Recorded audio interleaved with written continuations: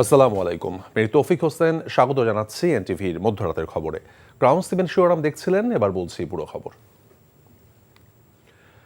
দ্বিতীয় পর্বের বিশ্ব ইজতেমায় দেশি বিদেশি মুসল্লিদের সমাগমে মুখর টঙ্গী তুরাকবার। ইসলামের সুমহান আদর্শ বিধিবিধান সারা বিশ্বের মানুষের কাছে ছড়িয়ে দিতে এবং আল্লাহর সন্তুষ্টি লাভের আশায় জিকির আজগারের মাধ্যমে ধর্মপ্রাণ মুসল্লিরা রাত্রি অতিবাহিত করছেন। আজ রোববার আখিরি মোনাজাতের মধ্য দিয়ে শেষ হবে চলতি বছরের ইজতেমা। নিয়ামত আজিজ সাদেকের রিপোর্ট। বাদ ফজর মোরসালিন নিজামুদ্দিনের বয়ানের মাধ্যমে তৃতীয় পর্বের দ্বিতীয় দিন শুরু হয়। সকালে আম বয়ানের পরে প্রতিটি তাঁবুতে আলেমরা তাবলিকি দাওয়াত, ঈমান, নামাজ, জিকির আজকারের বিষয়ে বক্তব্য রাখেন। ঢাকা এবং দেশের বিভিন্ন প্রান্ত থেকে অসংখ্য ধর্মপ্রাণ মানুষ জমায়েত হয়েছেন ইজতেমার ময়দানে। মূলত হাজির হয়েছে একমাত্র আল্লাহ তাআলাকে রাজি খুশি করার জন্য। যেহেতু হুজুর সাল্লাল্লাহু আলাইহি ওয়াসাল্লাম বেদে হাজের ময়দানে আমাদেরকে একটা কঠিন জিম্মাদারি দিয়েছেন, এই জিম্মাদারি আদায় করার জন্য আমরা এখানে আসছি। আমরা এখানে আসছি প্রত্যেক আল্লাহর জন্য আসছি, যাতে আল্লাহ আমাদের রাজি খুশি হয়। পবিত্র কুরআন, রাসূল সাল্লাল্লাহু আলাইহি সাল্লামের সুন্নত এবং ইসলামের যে সুমহান আদর্শের বাণীগুলো সেগুলো ছড়িয়ে দিতেই এই ইজতেমা তৃতীয় পর্বে অসংখ্য মুসলমানরা এসেছেন বিভিন্ন প্রান্ত থেকে। আগামী দিনগুলোতে তারা নিজেদেরকে সেই আদর্শে উজ্জীবিত করবেন এবং অনুপ্রাণিত হবেন। তারই সঙ্গে যারা এখানে আসেননি তাদেরকেও সুমহান বাণীটি ছড়িয়ে দিবেন, এই আশা তাদের। বাদ জোহর আরবীয় অতিথিদের বয়ানের তর্জমা করেন এদেশীয় মুরব্বীরা। বাদ আসর বয়ান করবেন বাংলাদেশের কাকরাইল মসজিদের মাওলানা মনির বিন ইউসুফ। সবসময় আল্লাহর জিকির বন্দেগীতে মশগুল থাকতে হবে। তারপরে বছরে অন্তত 4 মাস অন্তত এই পথেই যেন থাকা যায়। আমাদের এখানে ইজতেমা আসার উদ্দেশ্য আল্লাহ তাআলা জানি সমস্ত মানুষকে হেদায়েত দান করে এবং আমরা জানি দ্বীনের পথে চলতে পারি। দেশের বিভিন্ন প্রান্ত থেকে আসা মুসলমানদের এক একটি উপদল বা খিত্তায় সকাল থেকে ঈমান, আমল, জিকির এবং ইসলামের অনুসরণীয় আদর্শ নিয়ে বয়ান করেছেন মুরব্বী বা আলেমরা। আগত মুসল্লিরা নিজেদের খাওয়া দাওয়া এবং গোসল সহ সবকিছুরই ব্যবস্থা করছেন। 16 ফেব্রুয়ারি মাওলানা ইলিয়াস বিন সাদ এই ইজতেমায় মোনাজাত পরিচালনা করার কথা রয়েছে। Niamul Aziz Sadek, NTV news, Tongi, Gazipur. সংস্কারের বিষয়ে দ্রুত ঐক্যমতে পৌঁছাবে অন্তর্বর্তীকালীন সরকার উল্লেখ করে বিএনপি মহাসচিব মির্জা ফখরুল ইসলাম আলমগীর জানান, এর মাধ্যমে জাতীয় নির্বাচনের দিকে এগিয়ে যাবে সরকার। শনিবার বিকেলে রাজধানী ফরেন সার্ভিস একাডেমিতে বিভিন্ন রাজনৈতিক দলের সঙ্গে জাতীয় ঐক্যমত্য কমিশনের বৈঠক শেষে তিনি আরও জানান, স্থানীয় সরকার নির্বাচন জাতীয় নির্বাচনের পরে দেওয়ার দাবি জানানো হয়েছে। সংস্কারের পাশাপাশি নির্বাচনকে অগ্রাধিকার দেওয়ার দাবি উঠে এসেছে রাজনৈতিক দলগুলোর পক্ষ থেকে। ফাহাদ মোহাম্মদের রিপোর্ট। অন্তর্বর্তীকালীন সরকারের প্রধান উপদেষ্টা ডক্টর মোহাম্মদ ইউনূসের নেতৃত্বে গঠিত জাতীয় ঐক্যমত্য কমিশনের সাথে রাজনৈতিক দলগুলোর প্রথম বৈঠক উপলক্ষে শনিবার বিকেলে রাজধানীর ফরেন সার্ভিস একাডেমিতে আসতে থাকেন বিএনপি, জামাতসহ 26টি রাজনৈতিক দলের নেতারা। কয়েক ঘন্টার বৈঠক শেষে তাদের প্রতিক্রিয়া জানান রাজনৈতিক দলের নেতারা। সংস্কারের বিষয়ে দ্রুত ঐক্যমতে পৌঁছানোর মাধ্যমে জাতীয় নির্বাচনের দিকে হাঁটবে অন্তর্বর্তী সরকার, এমনটাই আশা প্রকাশ করেন বিএনপি মহাসচিব। একটা ঐক্যমতে পৌঁছানোর চেষ্টা করা হবে, সেটাই আপনার মূল কথা। এবং সেজন্য আজকে প্রাথমিক আলোচনা, সেখানে বিভিন্ন রাজনৈতিক দল বিভিন্নভাবে কথা বলেছেন। আমরা আশা করব যে খুব দ্রুত এই সংস্কারের যে ন্যূনতম ঐক্যমত যা তৈরি হবে সেটার উপর ভিত্তি করে অতি দ্রুত জাতীয় নির্বাচন অনুষ্ঠিত হবে, এটাই আমাদের প্রত্যাশা। আবার রিইউনাইট করাটা, এই যে মানে এত বড় একটা আত্মত্যাগ 6 মাস আগে এতগুলি ছাত্র জনতার যে আত্মত্যাগ, সেটা জানি কোনোভাবেও নষ্ট না হয়। আমাদের এই অর্জনটা কোনো একটা সাধারণ অর্জন না। আমরা যেন নিজেদের স্বার্থে বা নিজেদের কোনো কারণে নিজেদের রাজনৈতিক উদ্দেশ্য হাসিল করতে ওইটাকে জানি আমরা কোনোভাবে আন্ডারমাইন না করি। আওয়ামী লীগকে আমরা নিষিদ্ধ ঘোষণা দেখতে চাই। একটা টেররিস্ট অর্গানাইজেশন হবার জন্য যা যা ক্যারেক্টারিস্টিক দরকার প্রত্যেকটা আওয়ামী লীগ করেছে, গত 16 বছর ধরে করেছে। জাতীয় নির্বাচনের আগে যেন কোনোভাবেই স্থানীয় নির্বাচন না করা হয়। যে আওয়ামী লীগ, ছাত্রলীগ, যুবলীগ এই নামগুলোকে ব্যবহার করে এই সন্ত্রাসী কর্মকাণ্ড এবং গণহত্যা হয়েছে, তাদের বিরুদ্ধে এখন ঐক্যবদ্ধভাবে আমাদের যে প্রতিক্রিয়া সেটি দেখাতে হবে। এই নিষিদ্ধের প্রক্রিয়া যেতে হবে। জাতীয় নির্বাচনের আগে স্থানীয় নির্বাচন যাতে না হয় সে বিষয়ে মতামত দিয়েছে অনেক রাজনৈতিক দল। তবে সংস্কারের পাশাপাশি নির্বাচনকেও অগ্রাধিকার দেওয়ার দাবি উঠে রাজনৈতিক দলগুলোর পক্ষ থেকে। এই সংস্কার প্রয়োজন, এই জন্য সংস্কারটার উপরে আমরা ঐকমত্য হই, তারপরে যথাশীঘ্র সম্ভব নির্বাচন অনুষ্ঠিত হবে। প্রধান উপদেষ্টা তো বলেছেন ডিসেম্বরের ভিতরে ওরা করবেন, আমরা সেটা দেখছি হাউ ইট গোজ। প্রধান উপদেষ্টা বলেছেন ডিসেম্বরের মধ্যে এটা হতে পারে, উনি এটার উপরে কোনো কমেন্ট করে নাই, কিন্তু সাধারণভাবে প্রায় সবাই বলেছেন তারা যত তাড়াতাড়ি পারে নির্বাচন করতে চান এবং এই নির্বাচন যাতে একটা ভালো নির্বাচন হয়। স্থানীয় নির্বাচন যদি আগে হয় তৃণমূলে সংঘাত সহিংসতা বাড়বে, আওয়ামী লীগ মাথাচাড়া দেবে, কিন্তু আমার মনে হয় যেটি তাদের সঠিক ব্যাখ্যা বিশ্লেষণ না। জুলাই আগস্ট বিপ্লবের যে একটি ঘোষণাপত্র জাতির সামনে ঘোষিত হওয়ার কথা আমরা জোর দিয়েছি, সেটি যেন অনতিবিলম্বে সেই ঘোষণাপত্র যেন জাতির সামনে ঐক্যমতের ভিত্তিতে চলে আসে। আগামী 6 মাস রাজনৈতিক দলগুলো এই কমিশনের সাথে কাজ করে দ্রুত একটি ঐক্যমতে পৌঁছাবে বলে আশা প্রকাশ করেন রাজনৈতিক দলের নেতারা। Fahad Mohammad, NTV news, Dhaka. পূর্ববর্তী সরকার দেশের আইনগুলোকে তামাশা বানিয়ে ফেলেছিল মন্তব্য করে প্রধান উপদেষ্টা অধ্যাপক ডক্টর মোহাম্মদ ইউনূস বলেছেন, এমন আইন তৈরি করতে হবে যেন পরবর্তী প্রজন্ম সেটিকে আদর্শ মনে করে। রাজনৈতিক দলগুলোর সাথে জাতীয় ঐক্যমত্য কমিশনের প্রথম বৈঠকে তিনি এসব কথা বলেন। ডক্টর ইউনূস এও বলেছেন, অভ্যন্তরীণ এবং আন্তর্জাতিক যে সমর্থন তার সরকার পেয়েছে, এরপরও যদি দেশের জন্য ইতিবাচক কিছু না করা যায় তাহলে সেটা হবে দুর্ভাগ্য। নজরানা চৌধুরীর রিপোর্ট। সরকার গঠিত 6 সংস্কার কমিশনের সুপারিশগুলো নিয়ে রাজনৈতিক দলগুলোর সাথে আলোচনা শুরু হয়েছে। এই আলোচনার জন্য গঠিত জাতীয় ঐকমত্য কমিশনের সাথে রাজনৈতিক দলগুলোর প্রথম বৈঠকে 26টি রাজনৈতিক দল, জোট ও অরাজনৈতিক সংগঠন অংশ নেয়। এই বৈঠকের উদ্বোধন করতে গিয়ে প্রধান উপদেষ্টা অধ্যাপক মোহাম্মদ ইউনূস বলেন, এই বৈঠকের মাধ্যমে অন্তর্বর্তীকালীন সরকার দ্বিতীয় ধাপে প্রবেশ করল। কিন্তু আমরা আমাদের দেশকে একটা তামাশায় পরিণত করবো। আইন বলে কিছু নাই, নিয়ম বলে কিছু নাই। আমরা যেন সেসব আইন কানুন পাল্টে ফেলে নতুন বাংলাদেশের জন্য প্রস্তুত। সংস্কারটা যেন এমন ভাবে হয় ভবিষ্যতের প্রজন্মরা আমাদের প্রতি কৃতজ্ঞতা প্রকাশ করতে পারে। আইনগুলো ঠিক করে নিয়েছিলেন বলেই আজকে আমরা মজবুত কাঠামো তৈরি করতে পেরেছি। কমিশনের যারা সদস্য তারা আপনাদের সঙ্গে বসবে, জিনিসগুলো ব্যাখ্যা করেছেন, চাপিয়ে দেওয়ার জন্য না, চাপানোর ক্ষমতা আমাদের নেই। বৈঠকে বিএনপি, জামায়াতে ইসলামী সহ দেশের প্রধান রাজনৈতিক দলগুলো যোগ দেয়। সেখানে ডক্টর ইউনূস বলেন, একটি এলোমেলো অবস্থায় দায়িত্ব নেয়ার পর গত 6 মাসে দেশের সবাই তার সরকারকে সহযোগিতা করেছে। আন্তর্জাতিক অঙ্গন থেকেও অভাবনীয় সমর্থন পাওয়া গেছে উল্লেখ করে তিনি বলেন, এরপরও যদি দেশের ইতিবাচক পরিবর্তন না আনা যায় তবে তা তার সরকারের জন্য দুর্ভাগ্যজনক। এই যে দুই সমর্থন, আভ্যন্তরীণ একটা সমর্থন, আন্তর্জাতিক একটা সমর্থন, এই দুই সমর্থনের ভেতর দিয়ে আমরা যদি এই নতুন বাংলাদেশ গড়তে না পারে, এটা আমাদের কপালের দোষ বোঝা ছাড়া কি বলবো। আমরা এই সুযোগ ছাড়তে চাই না। সবাই মিলেই নতুন বাংলাদেশ গড়ার স্বপ্ন বাস্তবায়ন করতে হবে বলেও আশা প্রকাশ করেন প্রধান উপদেষ্টা। নজরানা চৌধুরী, এনটিভি নিউজ, ঢাকা। পরিবর্তন আসছে উপদেষ্টা পরিষদে। কয়েকদিনের মধ্যেই নিজেদের উপদেষ্টা পরিষদে থাকা ছাত্র প্রতিনিধিরা পদ ছাড়তে পারেন বলে জানিয়েছেন তথ্য সম্প্রচার উপদেষ্টা নাহিদ ইসলাম। আর এ মাসেই ঘোষণা আসছে বৈষম্য বিরোধী শিক্ষার্থীদের নিয়ে নতুন রাজনৈতিক দলের। এনটিভিকে দেওয়া সাক্ষাৎকারে এসব কথা বলেন তিনি। জানান, জাতীয় নির্বাচনের আগে আওয়ামী লীগ নিষিদ্ধের সিদ্ধান্ত আসতে পারে, তবে অধ্যাদেশ নয়, বিচারিক প্রক্রিয়ার মাধ্যমে। রিপোর্ট করছেন রোকনউদ্দিন। দেশ পুনর্গঠনে ঐক্যমত্য তৈরির লক্ষ্যে গেল বছরের 8 সেপ্টেম্বর শিক্ষার্থীরা গঠন করেন জাতীয় নাগরিক কমিটি। তাদের পক্ষ থেকেই এখন গঠিত হচ্ছে নতুন রাজনৈতিক দল। আনুষ্ঠানিক ঘোষণা আসছে এ মাসেই। এনটিভিকে দেয়া সাক্ষাৎকারে তথ্য উপদেষ্টা জানান, দলের কার্যক্রমে যোগ দিতে তিনি সহ উপদেষ্টা হিসেবে দায়িত্ব পালন করা শিক্ষার্থী প্রতিনিধিরা পদত্যাগের ঘোষণা দিতে পারেন কয়েকদিনের মধ্যেই। সরকারের থেকে আমার এখন মাঠে যাওয়া, জনগণের সাথে কাজ করাটা বেশি জরুরি মনে হয়, তাহলে আমি সরকার ছেড়ে দেব এবং হয়তো সেই দলের প্রক্রিয়া যুক্ত হব। যেহেতু দলের ঘোষণাটা এসেছে যে দলটা এই মাসেই হবে, তাহলে যদি এরকম সিদ্ধান্ত হয় তো এই মাসেই হবে হয়তো, খুব আর কয়েকদিনের মধ্যেই হয়তো এই বিষয়ে একটা চূড়ান্ত সিদ্ধান্ত সবাই পাবে। শিক্ষার্থীরা তো এখন রাজনৈতিক দলের প্রক্রিয়ায় যুক্ত হচ্ছে। আমার মনে হয় না যে সরকারে তাদের আর আসার আর কোনো প্রয়োজন আছে এই মুহূর্তে, বরং জনগণের কাছে তাদের বেশি যাওয়া প্রয়োজন। ক্যাবিনেটে আলোচনা হবে নতুন কোনো উপদেষ্টা বা বিদ্যমান কোনো উপদেষ্টার পক্ষ থেকে কে দায়িত্বে আসবে। রাজনৈতিক দল গঠন আর ভোটের রাজনীতি যে ভিন্ন বিষয় তা জেনেই মাঠে নামা হচ্ছে বলেও জানান নাহিদ ইসলাম।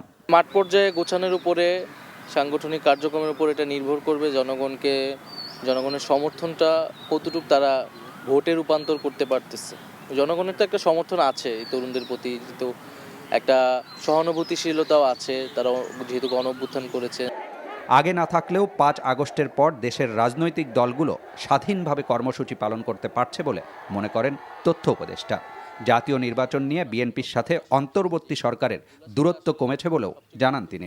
এই সরকারকে অনির্বাচিত, অসাংবিধানিক ইত্যাদি বলতেছিল এবং আওয়ামী লীগের নেতারাও আসলে এইভাবেই বলতেছিল। পরবর্তীতে আমরা তো দেখেছি বিএনপি তার জায়গাটা পরিষ্কার করেছে, তাদের নেতৃত্ব আওয়ামী লীগের বিষয়ে সুস্পষ্ট বক্তব্য দিয়েছে যে আওয়ামী লীগের রাজনীতি তারা চায় না, বিচারিক প্রক্রিয়ার মধ্যে দিয়ে এটার একটা ব্যবস্থা তারা চায়। জামাতের তো একটা ভোট ব্যাংক আছে, হিস্ট্রিক্যালি আমরা দেখি, তো এখন এটার থেকে কতটুকু বাড়বে বা কমবে সেটাও আসলে আমরা এখনই বলতে পারবো না, কারণ হচ্ছে যেহেতু যেটা বললাম যে পুরো ভোটের ইকুয়েশনটা এবার ডিফারেন্ট হবে, এটা আমার ব্যক্তিগত মতামতের। এ সময় তার কাছে প্রশ্ন ছিল আওয়ামী লীগের নির্বাচনে অংশগ্রহণ বা রাজনীতির মাঠে ফেরা না ফেরার বিষয়ে কোনো সিদ্ধান্ত আসছে কিনা। বিচারিক প্রক্রিয়ার মধ্যে দিয়ে করতে চাই, এটা তো নির্বাহী আদেশে আমরা কেবল করে দিতে চাই না, আরও সুস্পষ্টভাবে অবস্থান পরিষ্কার করা উচিত। বিএনপি, জামাত সহ যে রাজনৈতিক দলগুলো আছে, ছাত্রদের পক্ষ থেকে তারা আওয়ামী লীগ নিষিদ্ধের কথা বলছে। হয়তো আমরা বিচার কার্যক্রম শুরু হলে, সকল তথ্য প্রমাণ আসলে এবং আদালতেরও হয়তো সুপারিশ ক্রমে আমরা আওয়ামী লীগ বিষয়টা সিদ্ধান্তে পৌঁছাতে পারবো এবছরের মধ্যে। এবং অবশ্যই নির্বাচনের আগে তো আমাদের আওয়ামী লীগ বিষয়ে একটা সিদ্ধান্তে পৌঁছাতে হবেই এবং জনগণকে এটা সুস্পষ্টভাবে বলতে হবে সরকারের পক্ষ থেকে। অন্তর্বর্তী সরকারের অবস্থান পরিষ্কার করেন ধানমন্ডি ৩২ নম্বরের বাড়ি ভাঙচুর নিয়েও।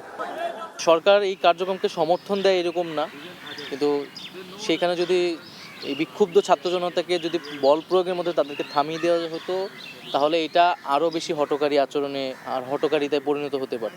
Rokonuddin, NTV news, Dhaka.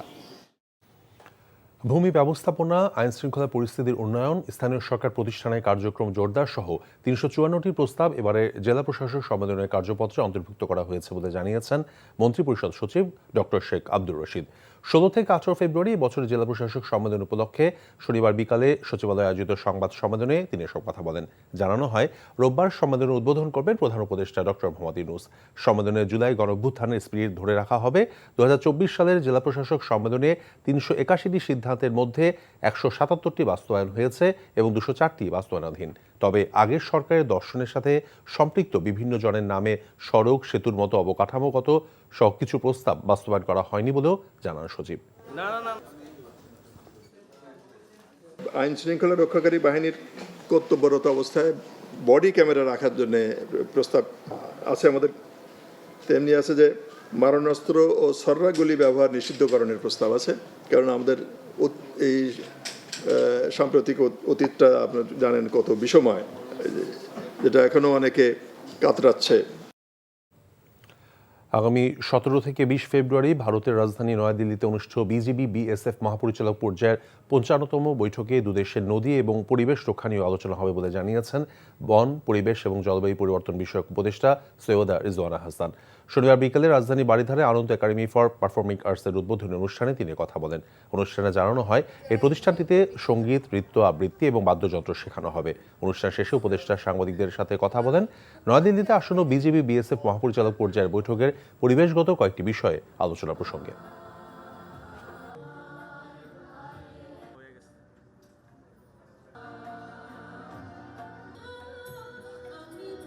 আমরা তিনটি বিষয় এখানে উত্থাপন করব। একটা হচ্ছে কুশিয়ারাতে আমরা একটা পাম্প স্থাপিত হয়েছিল 2015 সালে। এখন কুশিয়ারা নদী থেকে পানি এনে আমাদেরকে ওই সেচ কাজটা চালাতে হবে। ওই পানিটা আনার জন্য ভারতের যে সম্মতির প্রয়োজন, সেই সম্মতিটা আমরা এখনো পাইনি, সেটার বিষয়ে আমরা কথা বলবো।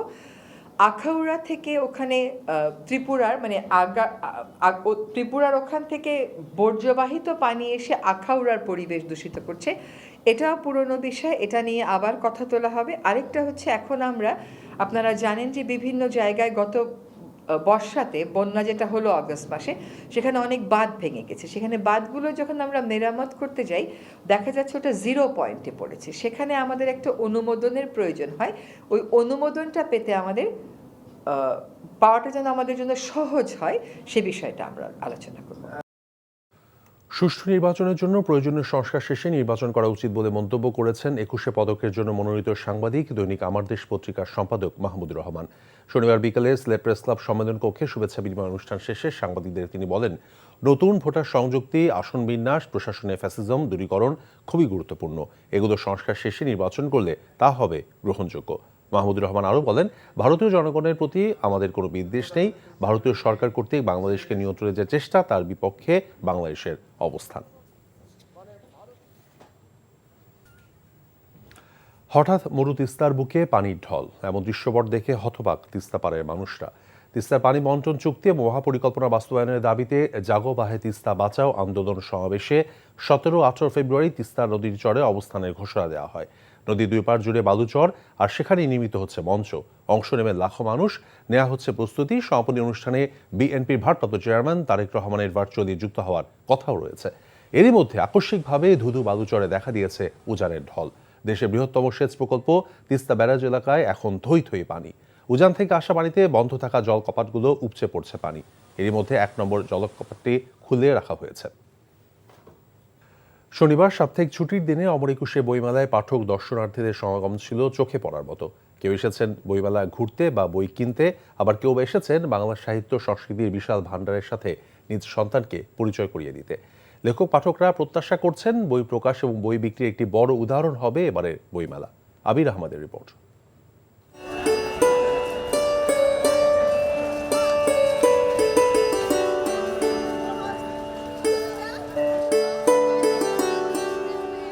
শিশুরা উল্টে পাল্টে দেখছে বইয়ের পাতা।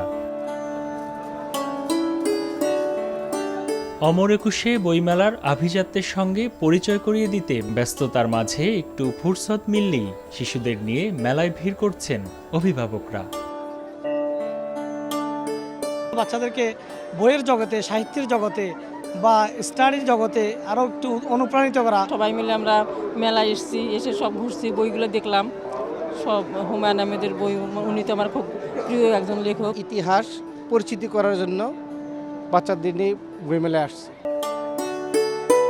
কেউ এসেছেন একাই বই ছুঁয়ে দেখার একান্ত বাসনা নিয়ে, তবে বইয়ের দাম খানিকটা সংশয় ফেলেছে অনেককেই।